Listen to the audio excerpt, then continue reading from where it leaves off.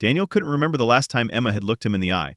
It was such a strange thing to realize, small, almost petty. But when he tried to picture the last time she'd met his gaze without glancing away, there was just nothing. She'd always had a way of looking at him like he was the only person in the room. Now, whenever he tried to catch her eye, she'd brush him off with a quick smile, a distracted nod, or some vague excuse. At first, he'd told himself it was nothing. People change over time, he understood that. But the little things kept piling up. Emma used to leave her phone on the kitchen counter without a second thought, but now she kept it close, almost glued to her hand. She'd excuse herself to take calls in another room. And she'd always seemed so affectionate, spontaneous even. Lately, though, it felt like she was somewhere else entirely, her warmth slowly fading like ink bleeding off the edges of old paper. One night, as they sat together in the living room, he noticed her looking down at her phone, smirking at a message before hastily locking the screen when she felt his eyes on her.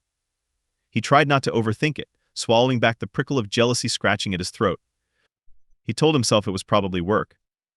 Emma had been under pressure at her job, working late nights and weekends, throwing herself into it with a fervor that was starting to feel obsessive. Still, a small voice whispered doubts in his ear, and it was getting harder to ignore. Then there was Ryan. For years, he'd been a staple at their family gatherings, a friend so close he'd practically been adopted into the family. They'd watched games together, toasted birthdays, and confided in each other through the rough spots of life. Daniel couldn't remember a single reason not to trust him. In fact, when he thought of his wife and Ryan in the same breath, there was only a sense of ease, a calm certainty. They'd been friends long before he and Emma had even met. But when he noticed her making excuses to spend time with Ryan, lunches they didn't tell him about, phone calls that seemed too frequent, his chest tightened. He'd never once doubted Ryan, not even when his own mind started pulling at threads that he'd rather leave alone. He kept brushing it off, telling himself he was reading into things. Until one night when his hand brushed her phone and he saw Ryan's name light up on the screen. A late-night text, nothing unusual, but it felt too familiar, too comfortable. For the next week, every time he watched her slip out of the room with her phone or glanced down with that same, faintly amused smile, it gnawed at him. He'd sit there in the silence, thinking about what she might be hiding, wondering if it was all in his head, or if he was too afraid to see what was right in front of him. The more he tried to ignore it, the more it consumed him. So he did something he never thought he'd do. He started checking her phone records. He'd never been one for snooping, and part of him hated himself for it. But his curiosity won out over his pride. He noticed Ryan's number popping up again and again, sometimes late into the night. A few were brief calls, others stretched for nearly an hour.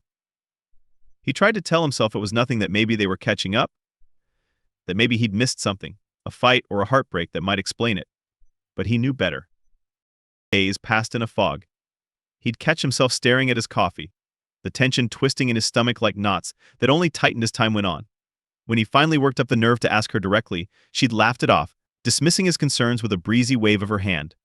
"Oh, come on, Dan," she'd said, rolling her eyes. "You're being paranoid. Ryan's just going through some things right now. We're friends. That's it." He wanted so badly to believe her. But that familiar glint in her eye was gone. When she spoke, her tone felt practiced, as if she'd been rehearsing it for days. And maybe that was the thing that hit him the hardest, not the idea that she might be seeing someone else, but that she'd come to lie to him so easily, with a smile on her face. A few weeks later, after another night of silence as she disappeared for work drinks, Daniel felt his patience snap.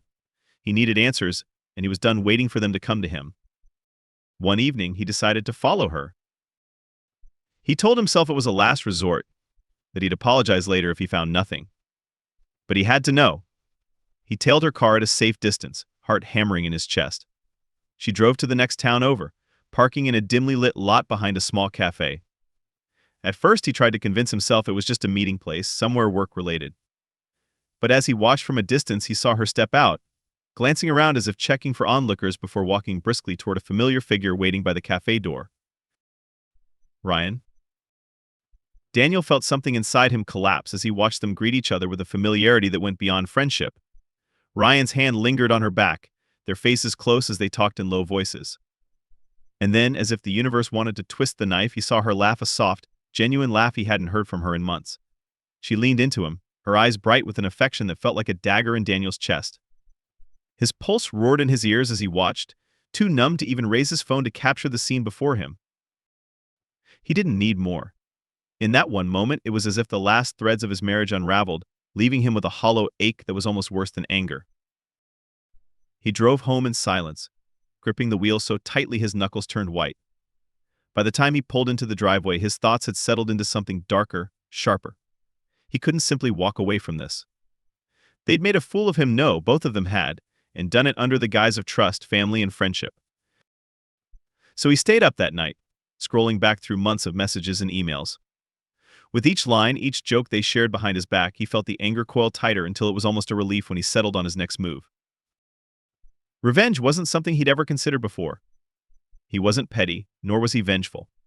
But this was something else entirely. Daniel spent the next week meticulously preparing, every second bristling with cold, clear intent. He moved with a focus he hadn't felt in years, his anger giving way to something even sharper, a determination to expose their betrayal as thoroughly as they'd hidden it. If they thought they could keep him in the dark while carrying on right under his nose, then he'd let the entire world see the truth. In those late-night hours, he combed through Emma's phone whenever she was asleep, finding excuses to stay up late or wait until she drifted off first. He learned the rhythm of her breathing when she was in a deep enough sleep, the exact number of seconds it took to unlock her phone without waking her. Every message he unearthed, every joke they'd shared at his expense, every picture and little secret, he saved it all. By the end, he had compiled a grim portfolio of their affair, tucked safely onto a USB drive that he kept hidden. Each new discovery sent a fresh wave of rage coursing through him, but he forced himself to keep calm. He couldn't afford a single misstep.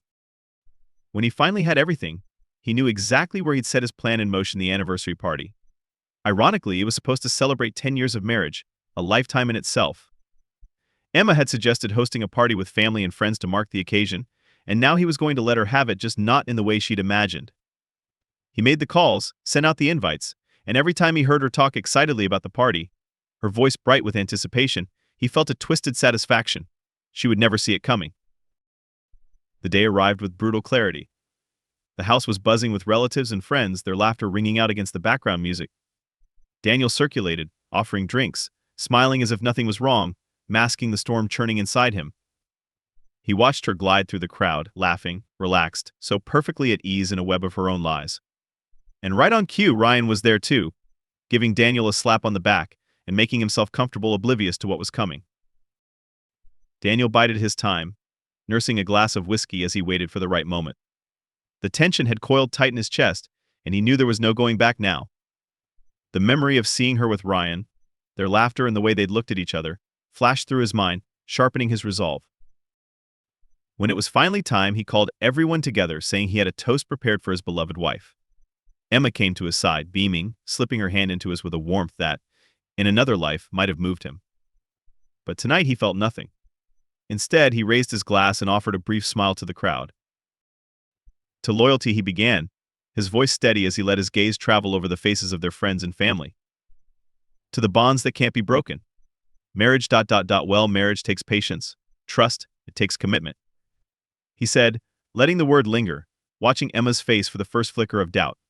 Her eyes darted over to Ryan, then back to him, a faint crease of confusion appearing on her forehead. And above all, he continued, it takes honesty. It takes knowing you can turn to the person you've chosen and find them as committed to you as you are to them. He let his eyes settle on Ryan, who was watching him with a look of casual interest, the idiot grin on his face slipping just slightly. Perfect. Emma shifted beside him, her fingers still clasped in his, tightening slightly as if to bring him back, as if to pull him out of whatever uncomfortable truth was edging into his words. He ignored it, turned to her, and gave her a long, hard look. Her face was starting to pale, a dawning awareness settling into her features. So tonight, he continued, raising his glass slightly, I wanted to share something special with all of you. To remind Emma just how much she means to me.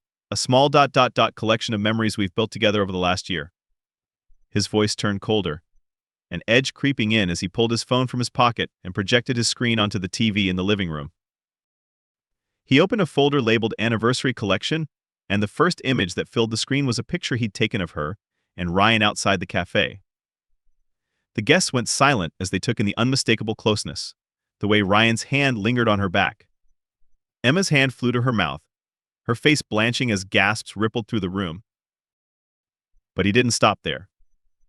Daniel tapped through the files methodically, showing screenshots of text messages, threads of private jokes, and late-night conversations. Each text told a story of betrayal, of a closeness that had no place in his marriage. He barely glanced at the screen, instead watching Emma, watching the horror seep into her expression as the weight of her lies bore down on her. There was a murmur among the guests, uncomfortable whispers and angry glares. Some looked at Emma with shock, others at Ryan with disgust, the betrayal spreading through the room like a stain. Finally, someone in the back, a cousin of Emma's, stepped forward, her face twisted in disgust. "How could you?" she spat, turning her glare on Emma. "And with him." Ryan, caught entirely off guard, stammered, "Daniel, come on, man, this is out of context. You don't understand." "Oh, I understand perfectly," Daniel interrupted, his voice flat and calm, colder than he'd ever heard himself speak. "I understand that while I was working to build a life, you two were tearing it down behind my back." He turned to the guests, gesturing toward Emma and Ryan, and continued, "You all see them?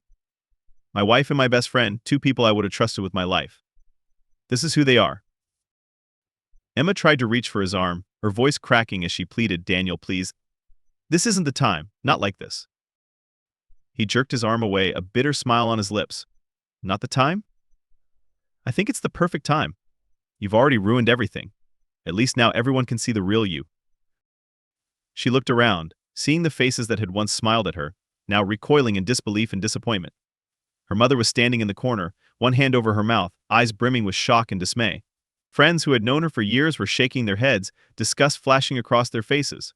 Ryan stood frozen, face flushed, unable to meet anyone's gaze as the weight of Daniel's words hit him fully. It was the end of everything they'd worked so hard to keep hidden, laid bare for everyone to see. Every friend, every family member, every single person who'd respected them was watching now, their judgment a wall of condemnation Daniel knew they'd never escape. When he finally left the party, he felt hollow, the satisfaction he'd expected reduced to a dull ache.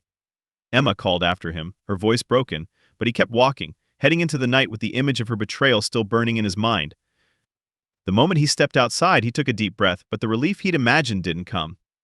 He was alone now, left with nothing but the shards of a life that no longer felt like his own. The days following the party were both quiet and chaotic, an eerie calm mixed with the fallout of all he'd uncovered. Emma had moved out of the house the next morning, her face swollen and red as she packed her things in silence. There were no words left to say between them, nothing that wouldn't deepen the chasm that had already torn through their marriage. Daniel watched her load her car, feeling strangely detached, as though he were watching the scene unfold from somewhere far away. Once she was gone, a bleak emptiness settled over the house. The room seemed colder, the silence more pronounced without her presence filling each corner. Daniel didn't miss her, he felt too numb, too hollow for that. Instead, he felt the weight of all those years, those moments they'd built together that now felt tainted and empty, like a house stripped down to its foundation after a storm. It wasn't that he wanted her back, he knew that chapter was closed, and the anger that still simmered inside him ensured he would never look at her the same way again. But the anger also left him hollow, like he'd lost some essential part of himself. Over the next week, the ripple effects of their exposed affair played out in full force. Ryan was the first to feel it. Mutual friends cut him off, and his own family, once so fond of Emma, now shunned him with visible disgust. A close friend of Daniel's shared that Ryan had been asked to step down from a local community board he'd been part of, a position of trust that no one wanted him holding anymore. He was now a pariah, his reputation shattered in the circle they'd once all shared. Emma's life had fallen apart just as quickly. She reached out a few times, sending messages that swung wildly between regret and defiance. One was a heartfelt apology, the next a desperate attempt to explain herself, to justify it, as if a reason could somehow erase the betrayal. Each time she messaged, Daniel would read the words, then delete them without replying. He didn't want explanations. He didn't want apologies. What he wanted, more than anything, was to move forward without the bitter taste of their betrayal lingering on his mind. But moving on wasn't as easy as he'd hoped.